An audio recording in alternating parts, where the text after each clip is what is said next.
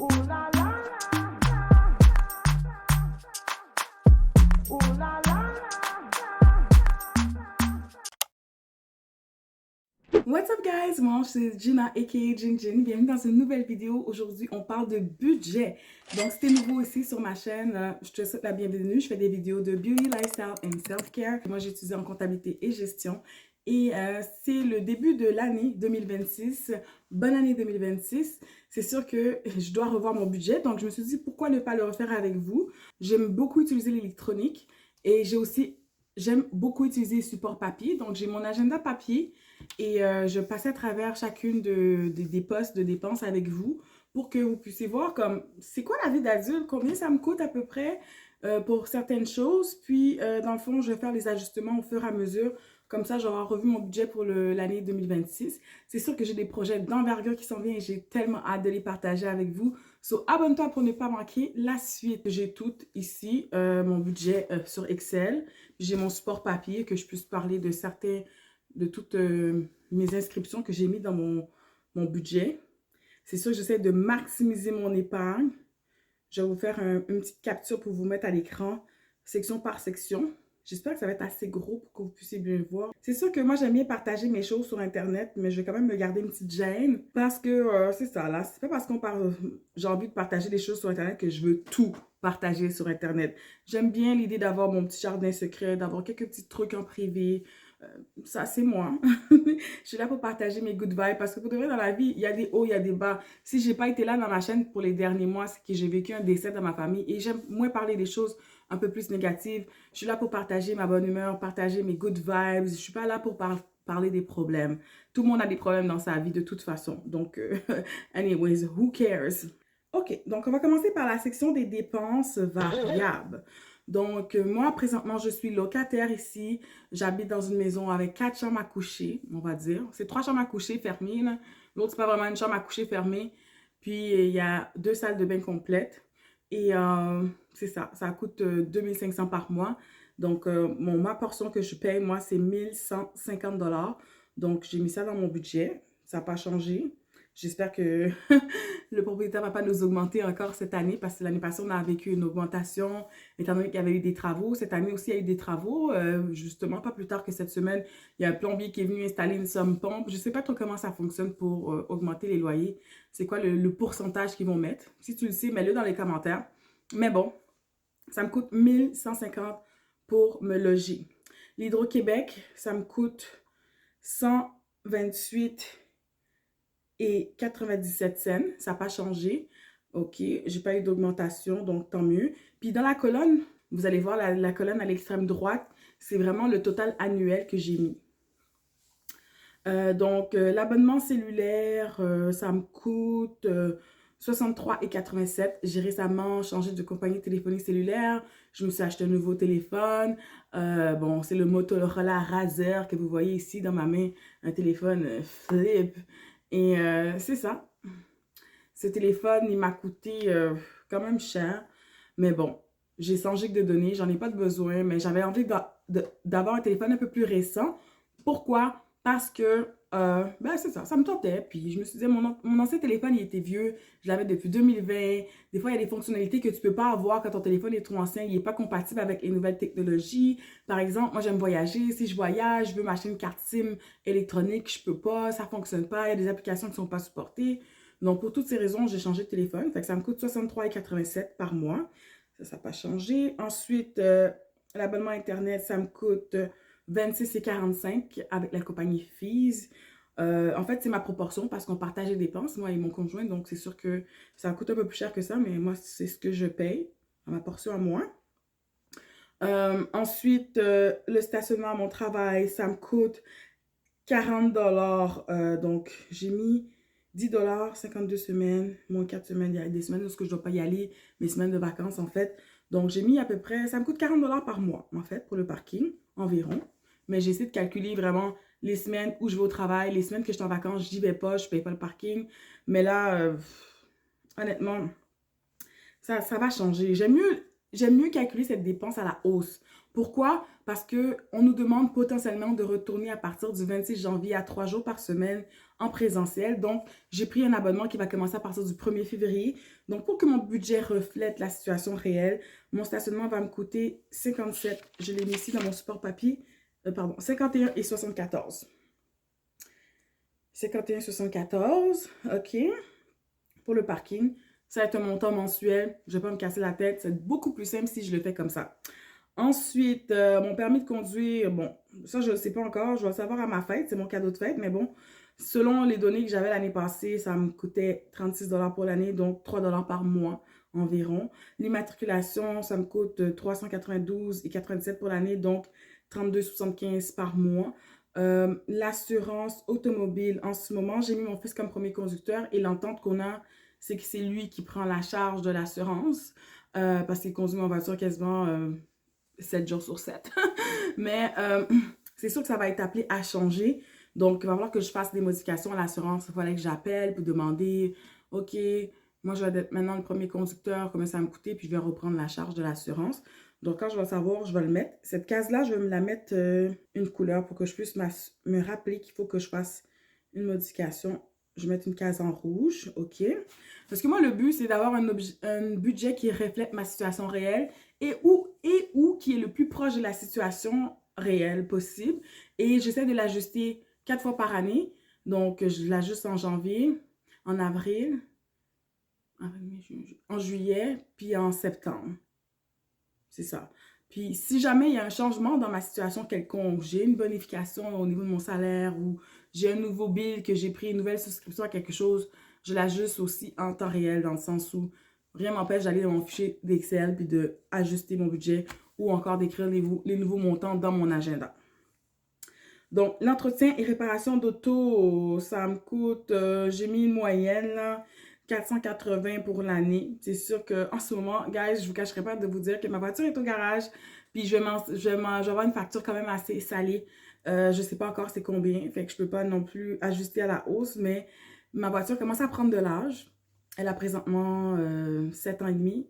Donc, c'est sûr qu'il va falloir que je bonifie un peu plus mon budget au niveau des réparations de l'auto, parce que c'est sûr qu'il n'est plus très neuf, puis il va en avoir des réparations. Fait que je vais l'augmenter un tantinet. Je vais mettre ça environ à 600 $ de réparation annuelle. On verra. Ça inclut l'entretien, les changements de pneus, changements d'huile. Je ne sais pas si c'est trop peu. Peut-être que je devrais monter un peu plus, parce que 600 $ pour une année, hein, c'est peu, hein. Je vais mettre à 75 $ par mois. Ouais. C'est mieux de prévoir des montants un peu plus à la hausse, que ce soit un peu moins cher que le contraire. Sinon, je vais me mettre dans le pétrin. Mes assurances, médicaments, ça me coûte 45 $ par semaine. Ça me coûte 197,60 par mois. Mon budget, il est malléable, il est très flexible dans le sens où, en ce moment, comme je vous dis, j'ai des projets d'envergure, fait que j'essaie d'épargner au maximum. Là, je mets quand même pas mal d'argent dans mon CELI, mais si j'ai une case à ajuster, c'est l'argent que je mets dans mon CELI. C'est mes épargnes parce que, dans le fond, je vais regarder à la toute fin. Moi, c'est ça que j'aime, le suspense qui en découle tout au long que je fais mon budget. Je vais regarder si j'arrive dans le négatif après ou pas. Si j'arrive dans le négatif, je vais ajuster le montant que je mets dans mon CELI. Fait que c'est comme ça que je m'assure que ça balance puis que je puisse aussi essayer de faire un effort maximal pour épargner. Puis mon épargne, c'est une épargne systématique qui se fait à chaque 2 semaines. Je reçois ma paie, l'argent va dans l'épargne. C'est aussi simple que ça. J'ai plus à y penser, je me casse pas la tête. Éventuellement, je vais essayer de mettre ça en bourse. C'est sûr que j'ai commencé à investir en bourse depuis le mois de mars 2025, puis j'ai vu comment ça a été très bénéfique. Je n'ai pas perdu d'argent, j'en ai fait. Donc, j'ai lu des livres, je me suis instruite pour savoir comment investir en bourse. Fait que je suis capable de gérer mon CELI moi-même, puis faire mes placements moi-même, acheter des parts, des actions et tout, de diversifier mes portefeuilles. Donc, je vais essayer de faire ça de manière automatique pour l'année 2026. Comme ça, j'ai pu à y penser après. Donc, yes. Donc, ensuite, je t'ai rendu à mon CELI. En ce moment, je ne vous cacherai pas de vous dire que je mets 720 $ dans mon CELI. Ça, c'est dans le budget actuel, mais ça se peut que ça change. On va y revenir un peu plus tard. Ensuite, je mets des placements dans d'autres comptes CELI. J'ai un CELI qui est géré par une autre firme, la firme Primerica anciennement. Maintenant, je pense que ça s'appelle AGF. Bon, moi, ça m'a permis de réaliser tellement de choses, d'avoir un conseiller financier avec cette compagnie-là. Donc, je mets pas beaucoup d'argent parce que je sais que c'est géré par quelqu'un d'autre. Je sais qu'il y a des frais. J'essaye de tendre vers l'autogestion pour éviter les frais de gestion. Parce que plus je regarde mon portefeuille, plus je vois des frais de gestion, plus ça me dérange. Alors, en ce moment, je mets 86,67 par mois. C'est qui est l'équivalent de 40 $ par paye. C'est vraiment peu. Puis, je tends vraiment vers l'autogestion, honnêtement. On m'avait dit, ah, quand tu arrives à un certain niveau, admettons, quand tu vas avoir 100 000 de placement, tu n'auras plus besoin d'avoir des frais. Puis c'était un mensonge. Fait que c'est sûr que ça me déplaît grandement. J'ai quand même beaucoup de satisfaction parce que j'ai pu réaliser justement un bon taux d'épargne. J'ai pu apprendre des nouvelles connaissances. Quand j'ai des questions qui sont un peu plus complexes, je vois avec mon conseiller financier. Mais ça reste qu'il y a un certain niveau de choses que c'est ça, je suis pas contente des frais de gestion. Je veux gérer mes affaires moi-même et je veux pas payer pour qu'on gère mon portefeuille. Ça va faire en sorte que je vais être plus à mon affaire dans le sens, je vais plus suivre mes choses, puis je vais capable de prendre des décisions de manière plus autonome. Puis moi, je suis une fille qui est autonome dans la vie, je suis une fille qui est responsable, donc ça me fait pas peur vraiment. Pour les voyages et autres loisirs, ça c'est quelque chose que je veux quand même réduire. J'ai mis 50 $ par mois, j'en mettais beaucoup plus les années antérieures. J'ai eu la chance de faire 2 voyages en 2025, j'ai fait 2 voyages en 2024. Puis là, je veux vraiment me tirer la ceinture puis me dire que, tu sais, j'ai été très chanceuse de pouvoir voyager. Puis c'est ça que je partage mes voyages aussi parce que je sais que c'est pas tout le monde qui a la chance donc de partager en images qu'est-ce que j'ai vécu ou si quelqu'un cherche une idée d'escapade à peu de coûts comme j'ai fait mon dernier vlog à Québec, je vous donne des idées parce que c'est comme, c'est ça, c'est très cher voyager puis c'est un luxe puis c'est pas quelque chose qui est essentiel. C'est sûr que je sentais dans des périodes dans ma vie, j'avais tellement besoin de vacances, donc j'ai fait le nécessaire. J'ai mis mon argent de côté pour que je puisse voyager. Mais là, je veux diriger mes épargnes ailleurs. Donc, c'est tous des processus que je vais vous dévoiler au courant de l'année 2026. Vous allez voir, ça va être vraiment nice. Fait que, abonnez-vous. Si vous n'êtes pas encore abonné, abonnez-vous. C'est le temps de le faire. C'est gratuit. Et vous allez pouvoir savoir qu'est-ce que j'ai comme projet qui s'en viennent. Alors, pour poursuivre, dans mes REER, je mets vraiment pas beaucoup. Je mets par mois 43,33, ce qui est l'équivalent de 20 $ par paye. C'est vraiment peu. Mais bon, c'est ça avec ça que je me sens à l'aise. Puis, je me dis, je suis tellement loin de la retraite. J'ai quand même un bon fonds de pension à mon travail aussi. Donc, je mets vraiment peu dans mes REER. Mais c'est sûr que j'aime faire des cotisations uniques. Fait que pour les REER, on a les 60 premiers jours de l'année pour faire une cotisation qui est reliée qui peut rentrer dans les rapports d'impôt de l'année précédente, en fait, en 2025. Donc, moi, je vais aller voir c'est quoi mon maximum cotisable et je prévois justement mettre le 1er février dans mes REER le maximum de cotisation possible. Donc, même si que j'en mets juste un tout petit peu par paye, juste pour m'habituer à l'épargne forcée, je regarde mes affaires puis je me regarde à la fin de l'année. OK, j'ai assez d'argent dans mon CELI. Là, je vais en faire, je vais en mettre dans mon REER. J'en ai pas besoin, j'ai pas vraiment eu d'imprévu. Donc, c'est comme ça que je gère ma situation de REER. Donc, c'est pour ça que le montant il est très peu élevé. Ensuite, dans mes médicaments, je suis en très bonne santé, mais bon, je ne prends plus aucun médicament, sauf des Advil, des Tylenol à l'occasion. Je suis une fille qui aime beaucoup les remèdes santé, les remèdes de grand-mère. J'ai même un livre de recettes de remèdes naturels. Donc, c'est sûr que c'est juste l'hygiène, la santé féminine, l'hygiène féminine. J'ai mis 25 $ par mois pour mes produits d'hygiène de santé féminine quand même. C'est à peu près ça que ça me coûte. Puis ensuite, je suis une fille qui aime beaucoup aller au spa. Ça, c'est comme... Je ne veux pas négocier ça. Je mets 500 $ par année. 540 pour être précise. Donc, c'est l'équivalent de 45 $ par mois pour soit des soins de massothérapie, de spa. Bon, j'aime m'entraîner.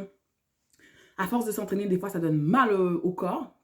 Donc, des fois, c'est ça. J'ai besoin de petits moments de détente, de chouchoutage. Là. Même si je prends une journée, prendre un temps d'arrêt, aller au spa 3, 4, 5 fois dans l'année, c'est ça qui fait mon plus grand plaisir. Donc, je me suis dit, même si je voyage pas, même si je fais juste des petites escapades et que je prends mon argent puis je le mets dans l'espace, ça va me faire plaisir. Donc, je vais continuer à le faire. Bon, mon enfant, il est rendu pas mal grand et autonome, OK? Il est à l'aube de ses 19 ans. Donc, c'est sûr que je magasine pas souvent pour lui parce qu'il fait son propre argent puis il travaille. Fait que je l'achète des petites affaires de temps en temps. Fait que j'ai mis juste un petit 10 $ par mois Ou est-ce que je vais l'acheter plutôt à la rentrée scolaire. Je vais renouveler son stock de chaussettes, de boxers, de petites camisoles, des choses comme ça. Fait que je magasine pas grand-chose, même pour les matériels scolaires. Mon fils a décidé de faire un 2P. Il n'y a pas de saut métier, donc j'encourage dans son projet, puis il va bientôt graduer en plus.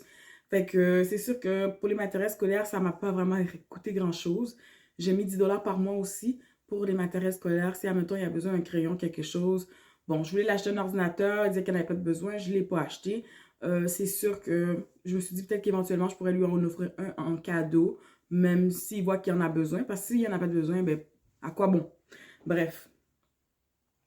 Tout ça pour dire que ouais, mon fils, il me coûte pas très cher. Il est très autonome, il est à son affaire. Puis ça fait du bien d'avoir un petit souffle. Parce que quand ils sont plus petits, ils ont plus de besoins, là. Mais bon. Ensuite, j'ai pris un abonnement Google One. Ça me coûte 4 $ par mois.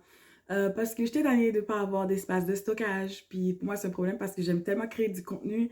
Puis je veux pas avoir tout le temps à devoir effacer rapidement mes affaires. Donc là, je peux plus prendre mon temps, faire mon ménage. Fait que là, j'ai 100 gigs de données. Puis ça me coûte 4 $ par mois. Je peux éditer des photos avec mon Google One. Je peux faire effacer des gens comme dans l'arrière-plan si ça me tente pas de les avoir dans mes photos. Fait que ça, pour moi, je trouvais que c'est un bon investissement, là. 4 $ par mois, ça me coûte 48 $ par année. Puis avec ça, j'ai la paix, puis je me sens bien quand je fais mes vidéos.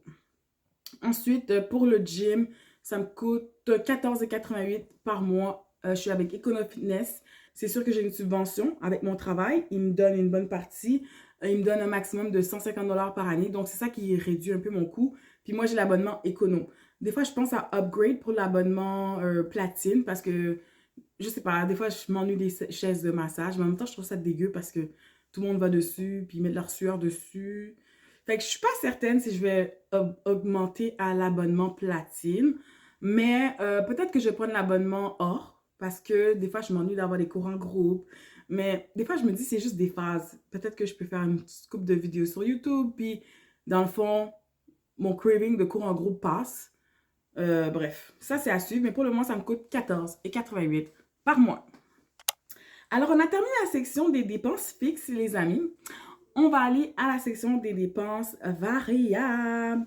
Donc, j'ai fait quelques ajustements. J'en ai pas fait beaucoup, mais bon. Pour les dépenses variables, ça, c'est la partie qui est un peu plus malléable. Puis, dans le fond, on va voir que je fais pas vraiment de folie. Puis, je peux pas vraiment, j'ai pas vraiment de marge de manœuvre. Si moi, je veux vraiment manœuvrer des choses, ça va être plus dans mon CELI. OK? Donc, l'épicerie, ça me coûte environ 900 $ par mois. Ben, comme je dis, comme dans mon ménage, moi, c'est ça que je contribue. C'est sûr que les charges sont partagées entre moi et mon conjoint. Donc, 900 $ par mois pour l'épicerie. Le restaurant, j'ai mis environ 60 $ par semaine. Donc, ça me coûte 260 de restaurants par mois parce que j'ai bien envie d'avoir une journée de pause dans la semaine où je me dis, une ou deux journées de pause où je me dis, OK, c'est soirée resto, let's go, j'ai pas besoin de me casser la tête, on cuisine pas, il n'y a rien à nettoyer dans la cuisine. On fait juste commander une soirée resto, soit sur Uber Eats, soit on sort manger et ça me donne une pause, puis ça fait du bien. Fait que ça, je l'enlève pas de mon budget, mais c'est sûr que c'est un poste qui est négociable. Comme on dit, variable, je pourrais enlever la soirée resto par semaine, c'est clair. Ensuite, les repas au travail. Ben, moi, comme je vais au travail juste une fois par semaine, c'est tellement bénéfique pour moi de ne pas dépenser dehors pour des lunchs. Effectivement, ça arrive que des fois, j'ai envie d'un petit café latte. Je passe au Starbucks, je me prends un latte ou quand je passe à la cantine en bas, j'achète quelque chose. Donc, j'ai prévu quand même des sommes. J'ai prévu 80 $ par année, en moyenne 6,78 $ par mois pour les repas au travail. Ensuite, ben pour l'habitation, ben par année, j'aime ça des fois comme essayer de upgrade comme la déco chez nous. Donc, je me suis dit, c'est sûr que c'est pas tout le temps que je vais décorer. J'essaie de faire pièce par pièce parce que je veux pas que ça me coûte beaucoup d'argent.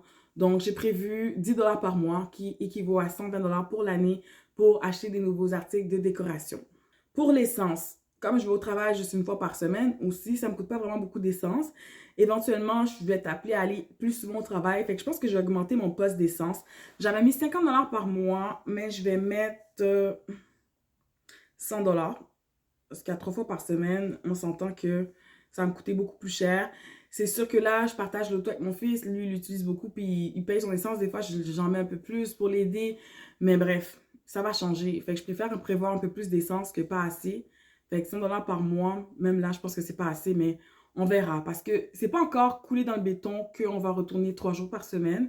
C'est sûr que ça m'angoisse un peu, là, mais j'essaie de pas trop y penser. Fait que je vais essayer de prévoir les sous en conséquence, là. Donc, j'ai mis 100 dollars par mois pour l'essence, pardon, à la place de 50 dollars. Ensuite, hein,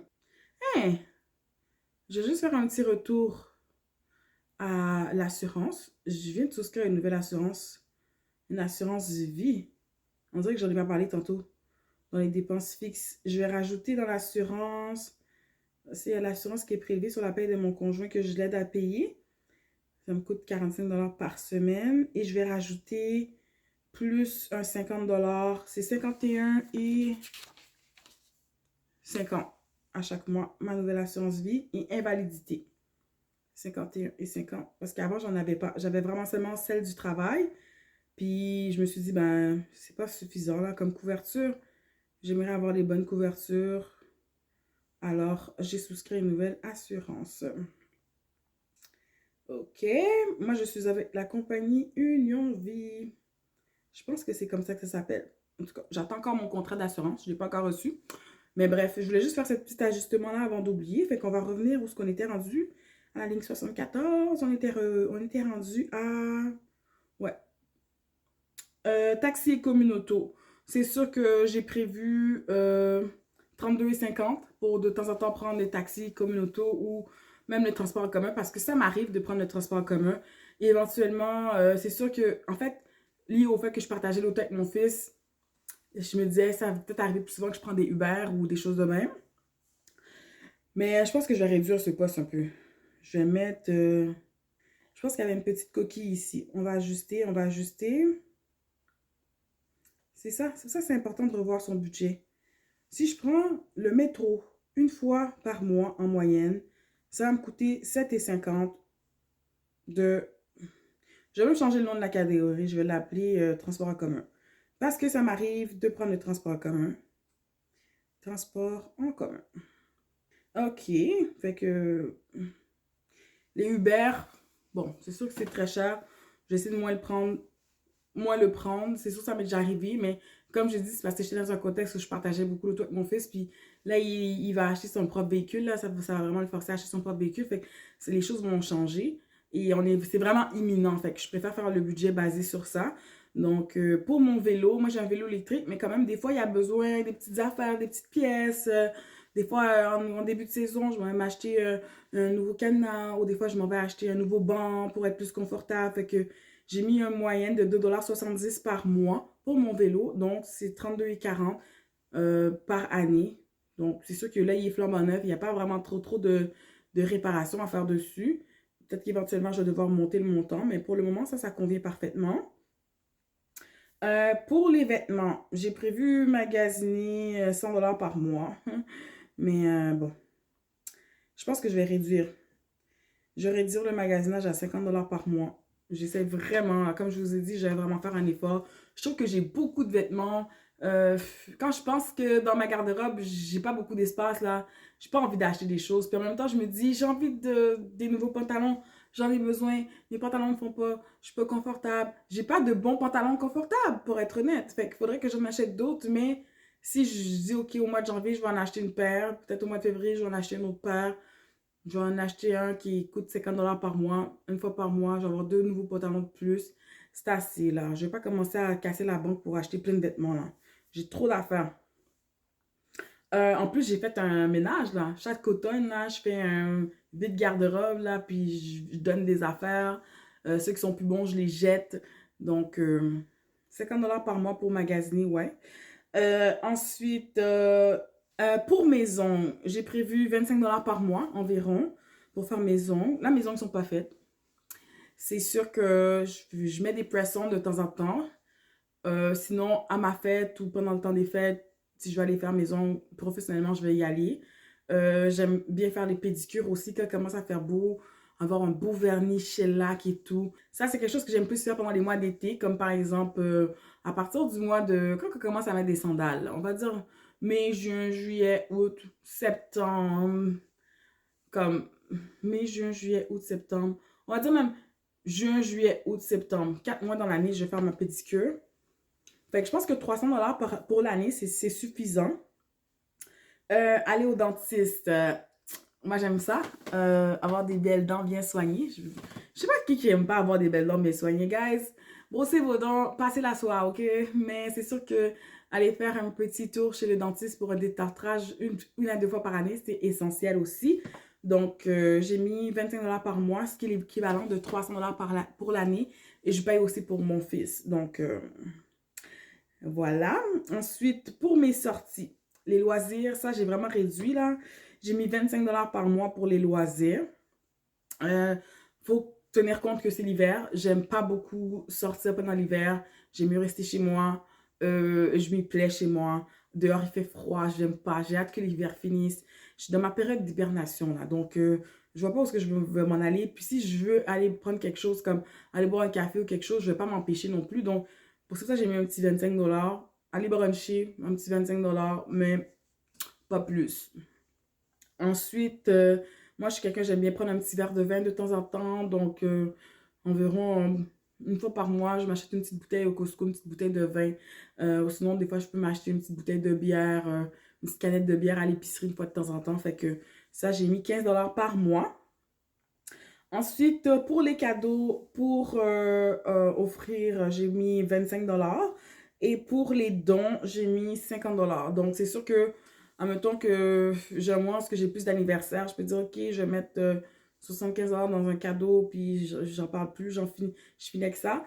C'est sûr que des fois, quand je vois des choses à bon prix aussi, j'entrevois déjà d'avance, là. Je suis comme, OK, là, c'est le seul chez Bath Body Works. J'achète deux, trois affaires de plus, comme ça, je peux offrir un cadeau. Ou quand je vais au Costco, je vois quelque chose de vraiment nice, comme, OK, ça, c'est vraiment un beau panier cadeau, là, comme, OK, c'est juste 40 $, j'en prends un. Fait que je me dis que j'ai déjà un cadeau en banque pour quelqu'un éventuellement. Fait que j'essaie de penser comme ça en amont, pas tout le temps comme être à la dernière minute pour acheter un cadeau. Et j'aime bien offrir aussi des cartes cadeaux. Comme ça, tu sais pas quoi offrir comme cadeau, ben tu donnes une carte cadeau, la personne, elle peut se gâter plus, rajouter l'argent qu'elle a besoin aussi pour acheter qu'est-ce elle a vraiment envie. Donc, pour moi, un cadeau, ça signifie que tu n'es pas obligé d'aller comme t'endetter ou te mettre en situation financière précaire pour faire plaisir, pour montrer à quelqu'un que tu veux faire plaisir, que tu l'aimes. Donc, là, guys, je suis rendue à la toute fin. J'ai fini de faire les dépenses variables. Et devinez quoi? Je suis à court d'argent. Il me manque 29,57 pour que mon budget balance. Alors, qu'est-ce que je vais faire? Comme je t'ai dit, c'est que je vais ajuster dans mon CELI. Fait que je vais en mettre un peu moins dans le CELI. Je vais mettre un petit 27,57 de moins. Comme ça, j'arrive avec un budget complètement balancé à la toute fin.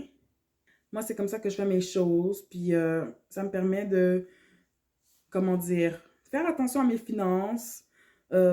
Puis, c'est ça. Je vais vous mettre les graphiques aussi. Voilà, total des réponses fixes. Je ne veux pas vraiment qu'on voit mon revenu. Fait que ça, je vais le barrer, là. Je trouve que c'est quand même confidentiel. Vous allez voir, guys, je ne gagne pas beaucoup d'argent. Si là, vous voulez vous amuser là, à calculer mes dépenses fixes, mes dépenses variables, je vous donne juste une petite idée. Vous allez savoir un peu combien je gagne, mais c'est sûr que c'est sûr que je gagne pas des millions là, mais j'essaie de faire attention. Puis j'avais commencé à faire ça en fin de mois, en fin d'année dernière. C'est que dans la marge de mon agenda, chaque fois que j'achète quelque chose, quand même, ça fait quand même un petit bout. Je suis mes dépenses là, dans la marge ici. Chaque fois que j'achète quelque chose, ça c'est mon agenda 2024-2025. Donc, à chaque fois là, j'achète des choses, j'essaie de mettre dans la marge. J'ai commencé ça à partir du mois de... On va plus vers la fin là. Je commençais à vraiment plus suivre mes affaires, faire attention là. Ça c'est le mois de décembre. Qu'est-ce que j'ai dépensé? Je l'ai mis en marge. Donc, mois de novembre, mes sorties. Comme ça, je suis vraiment bien, là. Puis j'ai des codes de couleurs aussi. J'aime bien fonctionner avec les codes de couleurs. Quand je mets les choses en rouge, c'est des sorties d'argent. Je mets les choses en vert, c'est des entrées d'argent. Quand c'est mon épargne, je le mets en orange. Après ça, c'est sûr que les choses un peu plus de fun, les entraînements, les sorties, les activités, les anniversaires, j'aime bien les mettre en rose ou en mauve. Donc ça me permet de vraiment avoir un visuel rapide d'un coup d'œil là. Ça, c'est 2026 là. D'un coup d'œil là, je le vois là, c'est très épuré. Puis je vois, OK, c'est quoi qui s'en vient, c'est quoi que j'appuie. Puis cette année, j'ai décidé que en 2026, j'allais pas souligner en jaune certains éléments parce que je trouve que ça alourdit le visuel. Puis des fois, ça transperce sur la page après. Fait que je me dis, oh, après, je vois plus bien. Fait que je vais toutes les garder, toujours les garder juste avec les codes de couleur. C'est en masse. Donc, c'est ça qui conclut la vidéo d'aujourd'hui. J'espère que la vidéo t'a plu et qu'elle te sera utile pour t'aider à mettre tes finances en ordre pour l'année 2026, à augmenter tes stratégies d'épargne. By the way, j'avais même fait un calcul pour savoir c'est quoi le prorata des épargnes que je fais. Le pourcentage d'épargne, il est à 20%. Quand même. Fait que, avec un épargne de 20%, ça va pas être comme ça toute l'année, je le sais. Mais c'est quand même pas si mal. Je suis quand même fière. C'est sûr que j'aime beaucoup écouter les vidéos d'une fille qui s'appelle Vicky Payer. Et sa chaîne YouTube, c'est Vivre avec moi. Puis elle a un beau agenda avec des feuilles de suivi et tout. Elle me donne beaucoup d'idées là pour gérer mes finances, puis vraiment faire attention. Fait que je vous recommanderais d'aller faire un tour sur sa chaîne si jamais vous voulez aller voir comme ses astuces et tout. C'est sûr que des fois, c'est un peu extrême, là. Tu sais, faire l'épicerie avec 25 $ par semaine, non, ça, c'est un peu trop extrême pour moi. Mais c'est ça. En même temps, elle a des bons trucs. Puis, elle a sorti des livres. Elle a fait un beau calendrier de suivi, comme je vous dis. Donc, ça, c'est très intéressant. Vous pouvez aller voir sa chaîne. N'oubliez pas de vous abonner, de commenter, de like la vidéo. Et on va se revoir dans une prochaine épisode de Jin Good Vibes. Bye! Ooh la la la.